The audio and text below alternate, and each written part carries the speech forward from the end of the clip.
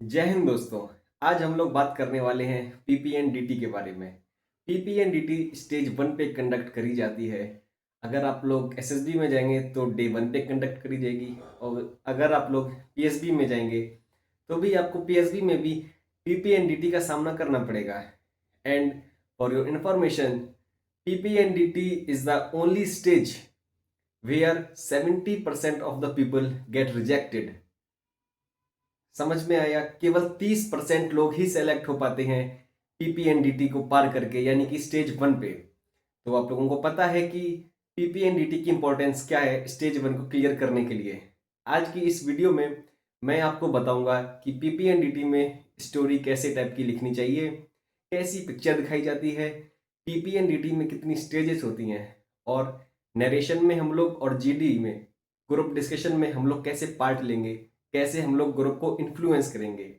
मैं आपको अपनी पर्सनल टेक्निक्स बताऊंगा जो मैं फॉलो करता आया हूं अभी तक, जिससे कि मैं स्क्रीन इन हो जाता हूं। मैंने पहले भी काफ़ी बार एसएसबी दे रखी है और मैं 7 टाइम्स स्क्रीन इन हुआ हूं। तो मुझे लगता है कि मैं आपको बिल्कुल सही गाइड करूंगा। जो टेक्निक है, जो एक्चुअली में रियलिटी है, वो आपको बताऊंगा। आप लोग वीडियो के लास्ट तक बने रहिएगा। आपको मैं लास्ट में बताऊंगा मेरी पर्सनल टेक्निक्स जो मैं जीडी के लिए फॉलो करता हूं, वो चीज़ मैं आपको बताऊंगा। तो चलिए शुरू करते हैं यहाँ से।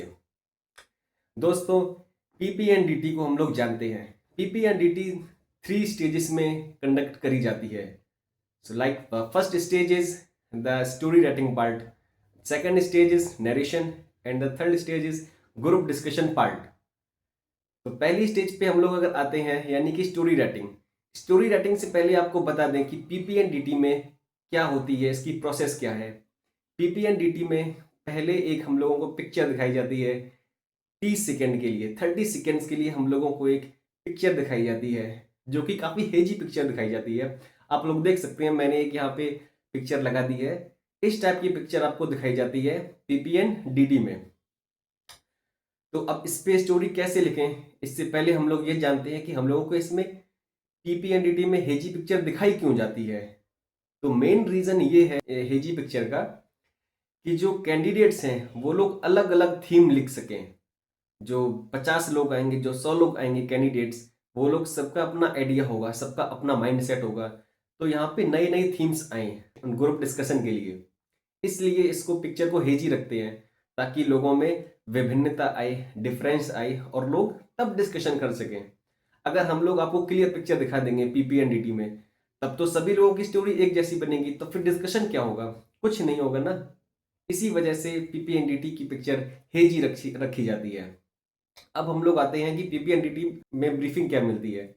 We will show you a picture and you will have to write a story around the characters, number of characters you have seen, their age and their mood. The picture will be shown to you for the 30 seconds, and you also have to write a theme on this picture. After that, 4 minutes will be given to you to write the story. अब आपको story कैसे लिखनी है?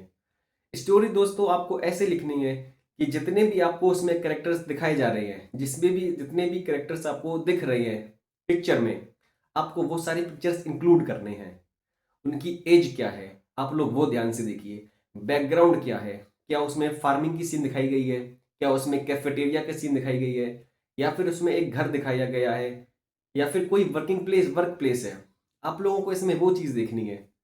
और ये चीज़ देखने के बाद हम लोग एक अपने माइंड में स्टोरी बनाएंगे। पहले जो 4 मिनट दिए जाते हैं, 4 मिनट में हम लोग अपना 30 सेकेंड इसमें यूटिलाइज करेंगे कि हम लोग किस चीज़ पे स्टोरी बनाएंगे, इसकी थीम क्या रहेगी, ताकि हम लोगों को प्रॉब्लम ना हो आगे स्टोरी लिखने के लिए, और हम लोग काटा पीटी भी नहीं करें अपनी स्टोरी में।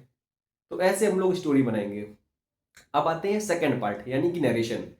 तो जैसे ही आपका स्टोरी रटन खत्म होगा, आप लोगों को एक हॉल में ले जाया जाएगा, जहां पे आपको डिवाइड कर दिया जाएगा 18 to 20 लोगों के ग्रुप में। अब नरेशन आपको कैसे देना है? तो नरेशन से पहले कुछ बातें होती हैं कि आप लोगों ने जो स्टोरी बनाई है उसको बार बार अपने माइंड में रिपीट करिए। Many times you have to repeat this story so that you can get fluency, and you also get to idea about how you will deliver the narration, how you narrate your story. This will matter in the SSB. Now comes the group discussion part. Group discussion में ऐसा दोस्तों होता है कि जब सभी लोग अपनी अपनी नरेशन दे लेंगे, इसके बाद जैसे ही नरेशन हो जाए आप लोगों को जो ग्रुप डिस्कशन है वो शुरू कर देना है। तो आपको पता है कि डिस्कशन में होता ये है कि जैसे ही डिस्कशन स्टार्ट होता है सभी लोग तुरंत से बोलने लगते हैं, क्योंकि सभी को अपने अपना आइडिया देना है, सभी को दिखाना है कि हाँ भाई मैं स्क्रीन इन होना है, मुझे स्क्रीन इन होना है, मुझे चांस नहीं मिला बोलने का तो मैं भी बोलूंगा। तो सभी लोग ऐसे होड़ में रहते हैं कि मुझे बोलना ही है। तो आप ये समझ लीजिए कि आपको टाइम नहीं मिलेगा, ऐसे आपको मौका नहीं मिलेगा बिल्कुल भी बोलने के लिए। तो आपको उसमें करना क्या है, देखिए पहले तो आपको यह है कि आप लोगों को उसमें बिल्कुल भी नर्वस नहीं होना है। नर्वसनेस आपके फेस पे शो हो जाती तो वो आपको शो नहीं करनी है। आपको एक चीज पे ध्यान देना है कि एक ऐसा मूवमेंट आता है डिस्कशन के टाइम पे जहां पे लगता है कि ग्रुप डाउन हो रहा है, ग्रुप नीचे जा रहा है, मतलब उनकी आवाज कम हो रही है, उसी टाइम पे आपको लीड लेनी है।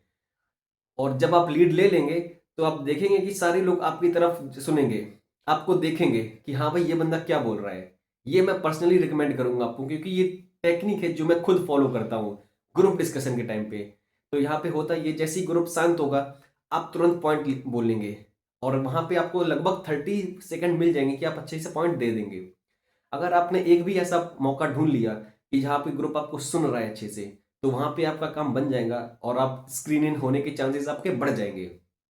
अब हम लोग बात करते हैं कि मेरा यहाँ पे मतलब मेरा क्या पॉइंट ऑफ व्यू है कि मैं कैसे ग्रुप डिस्कशन को हैंडल करता हूँ।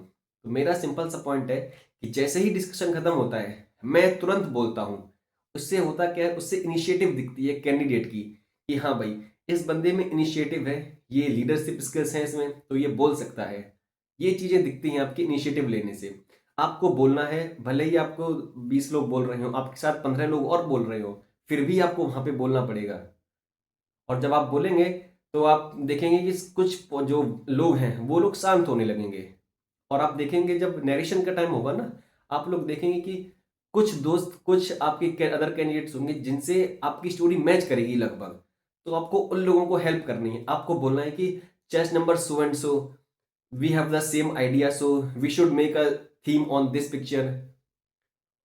इस तरह से आपको वहां पे कंडक्ट करना है आपको ग्रुप डिस्कशन के लिए। और उसके बाद क्या करना है, आपको लगभग 2 से 3 बार ही बोलना पड़ेगा, जो कि इतना सफिशियंट है क्योंकि वहां पे काफी सारे लोग होते हैं। और इस तरह से आप ग्रुप डिस्कशन में महारत पा सकते हैं। आपको महारत नहीं पानी, आपको सिर्फ ये है कि आप एक्शन दीजिए, ज्यादा से ज्यादा एक्शन दीजिए, ताकि जो इंस्ट्रक्टर है वहां पे उनको लगे कि हाँ भाई बंदे में दम है, इसको ये सोच पा रहा है, इसका नरेशन सही है, इसका परसेप्शन सही है, इसको आइडियाज आ रहे हैं। तभी तो वो आपको देखेंगे कि आप स्टेज 2 में जाने लायक हैं या नहीं है। तो आप लोगों को ये चीज जरूर ध्यान में रखनी है। तो बस दोस्तों यही होता है पीपीएनडीटी। अगर आपको नरेशन में कैसे अच्छा करना है, नरेशन की मैं आपको और एक टेक्निक बता देता हूँ। नरेशन के लिए आपको पहले से कम 5 से 6 बार अपने माइंड में स्टोरी रिपीट कर लेनी है, आपको फ्लुएंसी लानी है। ठीक है, और जिस टाइम पे आप नरेशन डिलीवर करेंगे आपको जो अदर आपके कैंडिडेट्स हैं, जो दोस्त हैं, आपका ग्रुप है, उनकी आंखों में देखना है। अगर आप आंखों में नहीं देख पा रहे तो आप इधर देखिए, मुंह की साइड देखिए, ताकि उनको लगे कि हाँ भाई बंदा मेरी तरफ देख रहा है। अगर किसी को हेजिटेशन हो रही हो तो प्लीज वहां पे 1 मिनट के लिए हेजिटेशन शो मत करना, क्योंकि आपका जो 1 मिनट है वो बहुत ही ज्यादा इंपॉर्टेंट है। अगर आपका डिस्कशन बेकार गया है और आपका नरेशन अच्छा गया है तब भी आप स्क्रीन हो सकते हैं। स्क्रीनिंग के लिए आपके हाथों में 2 चीजें होती हैं। पहली है कि स्टोरी राइटिंग, अगर आपने स्टोरी अच्छी लिख दी यानी कि वेल एंड गुड, आप स्क्रीनिंग होने के चांसेस हैं। अगर आपने नरेशन अच्छा कर दिया तब भी आप हो सकते हैं। ग्रुप डिस्कशन में ऐसा होता है कि कई बार चीजें अपने हाथ में नहीं होती हैं। ग्रुप ऐसा मिल जाता है कि इतनी भसड़ मच जाती है कि कुछ सुनाई नहीं देता, हम लोगों को कुछ समझ में नहीं आता है कि बोलना क्या है। और जो वहाँ पे असेसर्स होते हैं वो भी बोल देते हैं कि भाई okay you have only 3 to 4 minutes, discuss the story and come at a common conclusion. ये चीज बोली जाती है आपको। तो मैं आपको पर्सनली रिकमेंड करूंगा कि आप नरेशन पे ध्यान दीजिए, आपका नरेशन फ्लुएंट होना चाहिए। डिस्कशन में आपको कंट्रीब्यूशन करना है, ठीक है, कॉपरेट करना है लोगों को, आपको इनिशिएटिव दिखाना है पहले बोलकर। और स्टोरी में आपको एक बहुत ही सिंपल सी स्टोरी लिखनी है, ताकि आपकी जो फ्लुएंसी है नरेशन में वो बिल्कुल बरकरार रहे। आपको फालतू के एक्शंस इंक्लूड नहीं करने हैं। ये सारी चीजें हैं जो कि मैं खुद फॉलो करता हूं और मैं चाहूंगा कि आप लोग भी फॉलो करें। बस दोस्तों यही था पीपीएनडीटी पे एक छोटी सी वीडियो। अगर आपको वीडियो अच्छी लगी हो तो आप वीडियो को लाइक करना, चैनल को सब्सक्राइब करना। आगे मैं आपको बताऊंगा स्टेज 2 यानी कि साइकोलॉजी टेस्ट, जीटीओ और इंटरव्यू, इनको कैसे हैंडल करना है। Thank you.